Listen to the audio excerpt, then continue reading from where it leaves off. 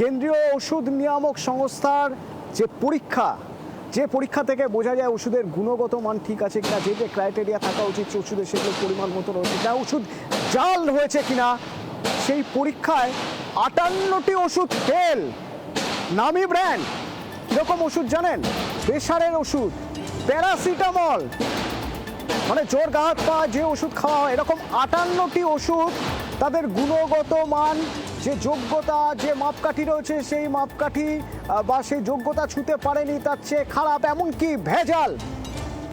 আরও বিস্তারিত জানবো, অভিজিৎ প্রতিনিধি আমার সঙ্গে রয়েছেন। অভিজিৎ, কোন কোন ওষুধ এবং সেই ওষুধগুলো নিয়ে সাধারণ মানুষের মধ্যে টেনশন থাকবে, তাদের বাড়িতেও রয়েছে, তাদের হয়তো নিয়মিত খেতে হয় সেই প্রেশারের ওষুধ, তো তারা কি করবেন এবার?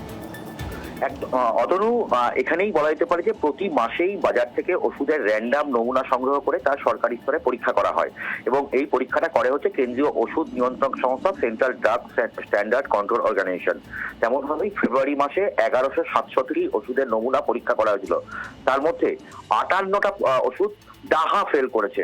তার মধ্যে বিভিন্ন নামী ব্র্যান্ডের ওষুধ রয়েছে এবং তার মধ্যে কি রয়েছে যে টেলমা 40, মানে হাই ব্লাড প্রেশারের ওষুধ, টেলমা AM, এটাও হাই ব্লাড প্রেশারের ওষুধ।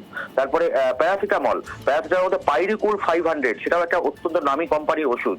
এবং আরো একটা স্কিনে যে ফাঙ্গাল ইনফেকশন হয় তার জন্য জোল এফ বলে একটা ব্র্যান্ড রয়েছে, খুব চলে বাজারে, তার একটা মানে ব্যাচ নাম্বার পুরোটাই বলা হচ্ছে কোনো রকম ভাবেই সেটা একদম নিম্নমানের ওষুধ।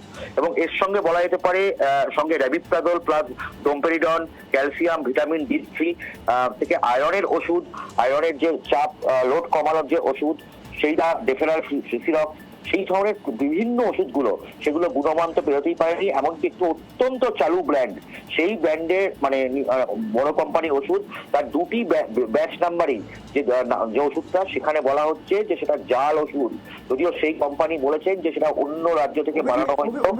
অভিজিৎ, আমার এখানে একটা প্রশ্ন রয়েছে, এই যে জাল ওষুধ বা ধরা যাচ্ছে কোনো একটা ব্যাচ বা দুটো ব্যাচের ওষুধ তাদের গুণগত মান ঠিক রাখতে পারেনি, সেই ওষুধগুলো বাজারে যখন এসেছে, বাজার থেকে তো সেগুলো তুলে নেওয়া হবে, নিঃসন্দেহে তুলে নেওয়া হবে, কিন্তু সেই ওষুধগুলো যেগুলো দোকানে এসে গিয়েছে তার মধ্যে থেকে কিছু কিছু ওষুধ কেউ কিনেও ফেলেছেন।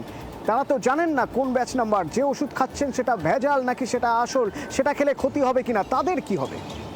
কথা এটাই অতনু, অত্যন্ত মানে সতর্ক থাকতে হবে সাধারণ মানুষের পক্ষে, আমার আপনার পক্ষে, কারোর পক্ষে বোঝা উচিত মানে যায় না যে আসল নকল বোঝা কোনোভাবেই সম্ভব নয়। এবং সেক্ষেত্রে আমাদের প্রত্যেককে নির্ভর করতে হয় এই ওষুধের ওপর।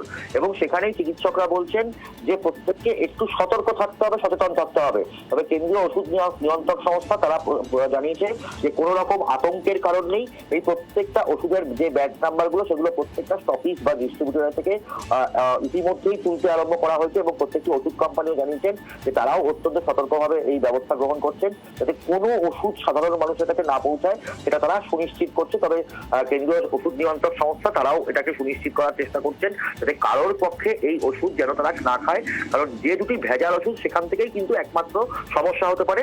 বাকি ওষুধগুলো যদি কোনোভাবে কোনো মানুষ খায়, সেটা তার শরীরে কাজ করবে না, কিন্তু সেখান থেকে কোনো রকম বাহ্যিক সমস্যা হবে না বা অন্য কোনো শারীরিক সমস্যা হবে না।